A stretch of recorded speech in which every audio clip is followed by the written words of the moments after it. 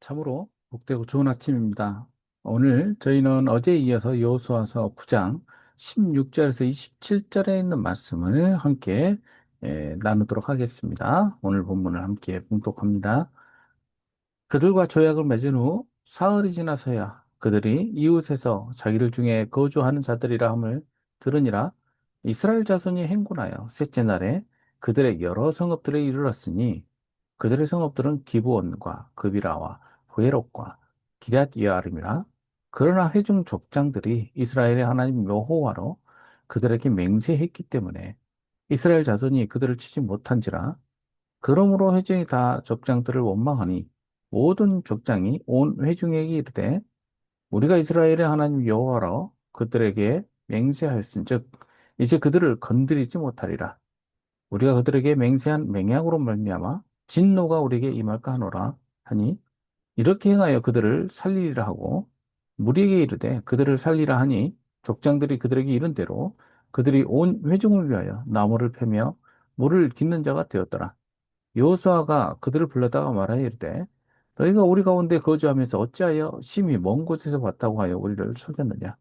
그러므로 너희가 저주를 받나니 너희가 대를 이어 종이 되어 다 내 하나님의 집을 위하여 나무를 패며 모를 깃는 자가 되리라 하니 그들이 여호수아에게 대답하여 이르되 당신 하나님 여호와께서 그의 종 모세에게 명령하사 이 땅을 다 당신들에게 주고 이 땅의 모든 주민을 당신들 앞에서 멸하라 하신 것이 당신의 종들에게 분명히 들림으로 당신들로 말미암아 우리의 목숨을 잃을까 심히 두려워하여 이같이 하였나이다. 호소서 이제 우리가 당신의 손에 있으니 당신의 의향이 좋고 옳은 대로 우리에게 행하소서 한지라. 여호수아가 곧 그들에게 그대로 그들에게 행하여 그들을 이스라엘 자손의 손에서 건져서 죽이지 못하게 하니라. 그날에 여호수아가 그들을 여호와께서 택하신 곳에서 회중을 위하여 여호와의 제단을 위하여 나무를 패며 모를 깃는 자들로 삼았더니 오늘까지 이르니라. 이 구장 전체 내용이 이 기본 족속에 대한 이야기죠. 기본 족속이 어떻게 보면 계략적으로 이스라엘 백성, 이스라엘에 접근하고 또 마치 먼 곳에서 온 것처럼 속여서 조약을 맺지 않습니까? 그리고 그 내용들이 이제, 어, 낱낱이 밝혀지는 곳이 바로 이 오늘 본문입니다. 어, 그러니까 이스라엘 백성들이 이제 알게 된 것이죠. 속았다는 걸 알게 되는 거예요. 그리고 속았다는 걸 알게 되었지만 이게 이 맹세이기 때문에 또 언약이기 때문에 깨트리지 못한다는 것을 알게 되었고 별 수 없이 그들이 이스라엘 백성들을 위해서 이 봉사하는 사람들로 그렇게 자리 잡게 되는 그 내용들을 설명하고 있는 것입니다. 그들과 조약을 맺은 후라고 16절에 이제 사건이 설명이 되고요. 이제 사흘이 지나서야라고 나오는 게 이제 시점이 조금 이제 며칠 지나서 금방 드러나게 된 거예요. 그들이 이웃에서 자기들 중에 거주하는 자들이라 함을 들으니라.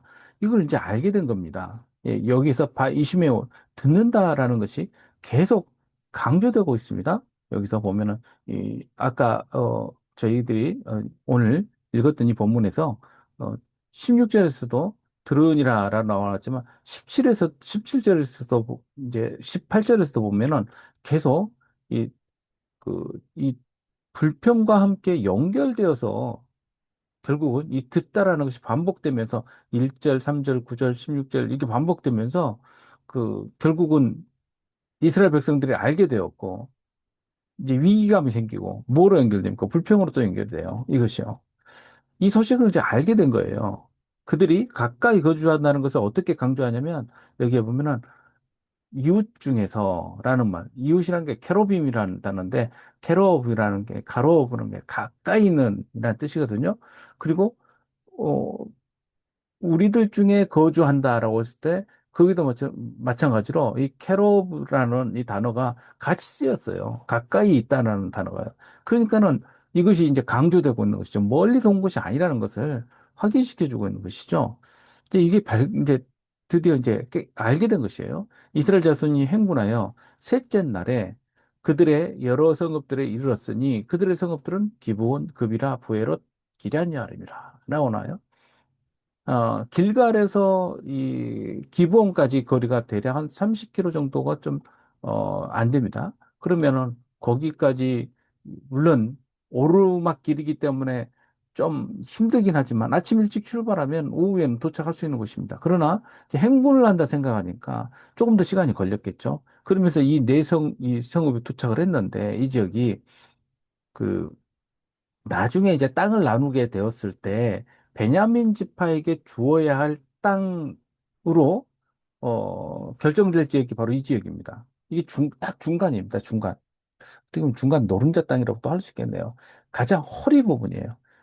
밑으로는 유다가, 북쪽으로는 에브라임과 므낫세를 중심으로 해서 이 나머지 열 지파들이 차지를 하게 되는데, 요 지파들이 차지하는 곳 가운데 남유다와 경계를 이루면서 그 가운데 가장 중요한 산지의 중앙 부분이 바로 이 지역들입니다.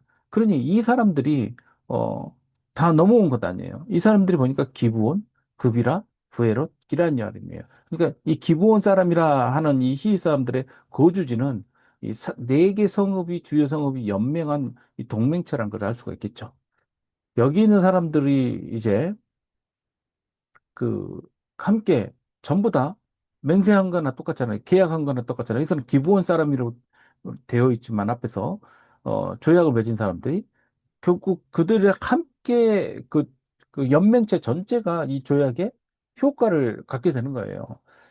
그래서 이제 회중들이 다 어떻게 됐냐면 하나님께서 치라고 했는데 이건 묻혀서 어떤 일이 벌어질 수 있어요. 마치 처음에 우리 봤던 것처럼 이 아간처럼 그 빼돌려가지고 다 바치지 못해서 받게 될 하나님으로부터 오히려 저주받게 되는 사건들이 벌어질 수 있는 거 아니에요? 그러니 원망하였다라는 단어, 이 원망이라는 것이 이제 불평이라는 뜻이죠. 룬이라는 이 히브리 단어가 이 룬은 이 출애굽기에 보면 이스라엘 백성들이 하나님 앞에서 또 모세와 아론 앞에서 불평할 때 쓰는 단어가 이 단어였어요. 예, 근데 이제는 그 명령 수행할 수 없으니 이 원망들이 터져 나온 것이죠. 그때 이 족장들이 뭐라고 말하냐면, 자, 그들을 치냐 안 치냐보다 더 중요한 것이 언약이라는 거, 언약. 하나님 앞에서 하나님의 이름으로 이루어진 언약이기 때문에 이게 더 높은 거예요. 예, 그렇죠? 그러니까 목적을 잘 봐야 돼. 무조건 다 없애냐, 라는데 초점이 있는 것이 아니라 하나님의 언약에 입각해서 이걸 봐야 되는 것입니다. 이게 중요한 거예요. 사실 굉장히 중요한 겁니다. 무조건 다 죽이고 없애고 치워버려라는 것이 하나님의 그 법의 그 명령이 아니라 사실은 그 명령 안에는 하나님이 누구신지를 그 언약 관계 안에서 깨달아 알아야 되는 것 아니에요? 이들이 어떻게 와서 언약을 맺게 되었습니까? 예? 이 하나님께서 행하신 일을 깨달았기 때문에 그들은 언약을 맺으러 온 거 아니에요? 그래서 건드리지 못한다라는 것은 공격하거나 어, 그들을 대상으로 그 물리적인 그런 폭력적인 행위를 할 수 없다라는 뜻이 이제 나가라는 단어에 담겨 있죠.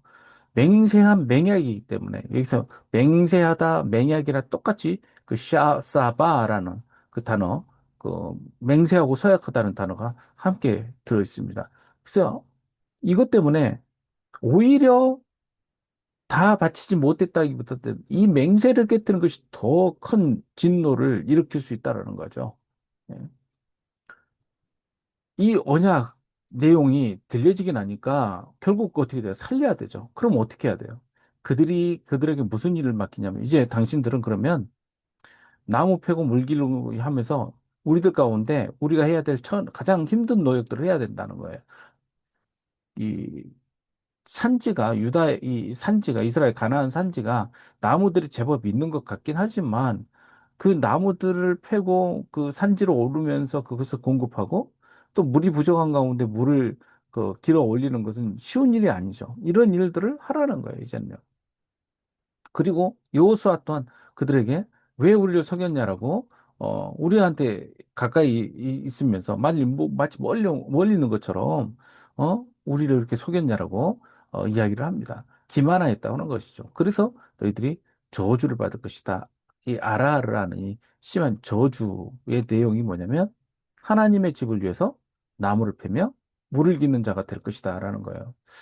자, 요 부분을 보면서 창세기 9장에 나와 있는 마치 가나안이 저주를 받은 것을 여기에다가 대입을 하는 그런 해석도 있지만 저는 좀 다르게 봅니다.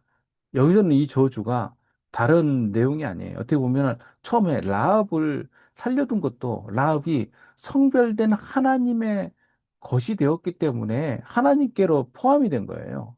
네. 기브온 또한 어떻게 된 거냐면 이 사람들이 결국 다 하나님께 드려져야 될 사람, 드려져야 될 내용인데 이게 하나님 앞에서 더 구별되어서 하나님의 것이 돼버린 것이죠.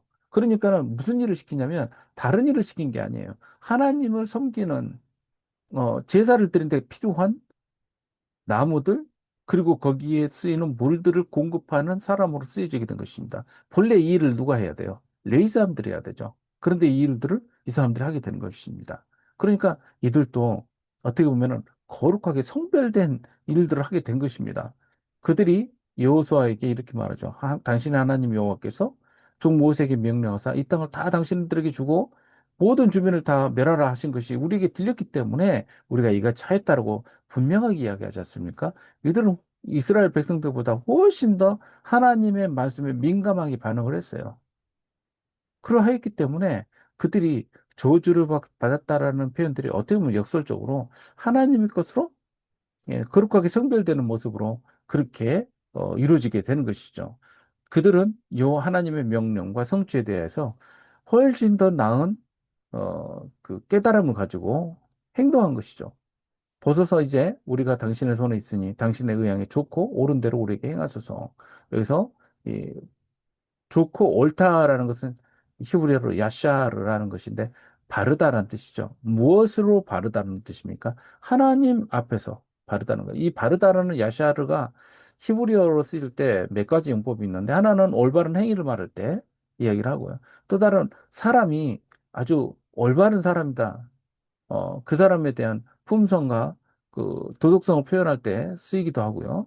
또 다른 것은 하나님과의 관계에서 올바른 사람들을 말할 때도 이 야샤를 씁니다. 그리고 하나님 자신을 설명할 때도 이 야샤라는 이 단어를 쓰죠. 그러니 이 단어는 어, 하나님의 기준에 따라서 이루어질 그 내용을 어, 이해를 갖고 있는 것이죠. 그래서 여호수아가 결국 그들을 건져서 죽이지 못하게 했다라고 하는데 건지다라는 단어도 재밌는 게 나찰이라는 단어가 하나님께서 이스라엘 백성들을 이집트 사람들의 손에서 건져내실 때 쓴 단어예요. 내가 내려가서 그들을 애굽인의 손에서 건져내겠다라고 하시는 말씀. 그리고 그들 그 땅에서 인도하여 아름답고 광대한 땅, 젖과 꿀이 흐르는 땅, 가나안 땅, 헷 족속, 아모리 족속, 브리스 족속, 히위 족속, 여부스 족속의 땅으로 데려가겠다라고 하실 때 이 단어가 쓰였는데 오히려 그들을 건져내죠. 그러니 하나님의 역사는요. 우리가 생각하는 것보다 훨씬 더 깊고 훨씬 더, 그, 그 범위가, 어, 그온 우주적입니다. 그러니까 하나님께서 구원의 역사는 단지 이스라엘 한 그 족속만을 위해서 이루어지는 일이 아니라는 것을 우리는 깨달아 알 수 있습니다. 그래서 하나님께서 여호와께서 택하신 곳에서 회중을 위하여 여호와의 제단을 위하여 나무를 패며 물을 기는 자들로 삼았다. 그렇게 설명을 하고 있죠. 그러니 여기서 나무 패고 물을 기는 것보다도 더 우리 눈에 들어오는 건 뭡니까? 하나님께서 구별하여 택하신 곳. 예? 그리고 이 이스라엘 백성들, 즉 하나님의 백성들을 위해서 섬기는 일을, 그리고 하나님의 제단을 위해서 섬기는 일을 맡겠다는 거예요. 이것이 오늘 본문에서 우리들에게 주는 주요한 내용입니다. 그래서 종이 되었다라는 부분에 너무 눈길을 두시지 마십시오. 이 종이라고 번역된 이 단어, 에베드라는 단어가 결국 봉사하고 일하고 섬긴다는 뜻, 그 아바드에서 나오기 때문에 성경에서 하나님의 일꾼들이 다 쓰여진 일이 단어가 바로 이 단어거든요. 오늘날 우리들에게 집사라고 말하는 이 단어, 이 단어가 이 똑같은 단어예요, 에베드. 예. 우리는 성경에서 말씀하신 바를 우리의 시각으로 해석하고 협소하게 이해해서는 안 될 것입니다. 기브온 사람들이 가지고 있는 이해는 오히려 이방 민족으로서 하나님이 어떤 분이신지를 분명하게 선언하고, 그리고 또 하나님 앞에 고백하며 나오는, 어, 그, 그들의 그 대담한 어, 이해가 있었던 것이고요. 그리고 또 하나님께서는 오히려 이 기회를 통해서 가나안 땅에서 하나님께서 이루실 일들을 이스라엘 백성들에게 그 본보기로 보여주고 계시는 것입니다. 이것 때문에 계속 벌어지는 또 재미난 일들이 있습니다. 보면은요, 재미났다기보다도 참 보면 놀라운 일들이 있죠. 어, 이 기브온 사람들 때문에 도리어 가나안 정복에 있어서 그 점화 플러그가 딱 이루어지듯이 일들이 이루어지기 시작을 합니다. 이것 또한 하나님의 계획이시라는 것을 우리가 알 수가 있겠죠. 아, 하나님과의 언약의 중요성을 깨닫게 되고 하나님 앞에서 성별된 사람들의 모습이 어떠한지, 또 하나님의 구원 계획이 어떠한지 오늘 우리가 본문 가운데 본 말씀처럼 우리가 하나님의 구원 계획을 이 복음의 뜻을 더 올바르게 이해하고 또 하나님께서 이루실 이 일에 대한 기대를 갖고 사는 저와 여러분들 되시기를 주님의 이름으로 축복합니다. 함께 기도하겠습니다. 아버지 하나님, 우리는 우리의 시각대로 해석하고 우리는 실망을 할 때가 많습니다. 그러나 하나님께서 이루실 일이 얼마나 크고 놀라운 것인지 우리로 알게 하여 주시고 그 기대를 가지고 매일매일 살아가는 저희들 되게 하여 주옵소서. 감사드리며 예수님의 이름으로 기도하옵나이다. 아멘. 우리 함께 기도하겠습니다.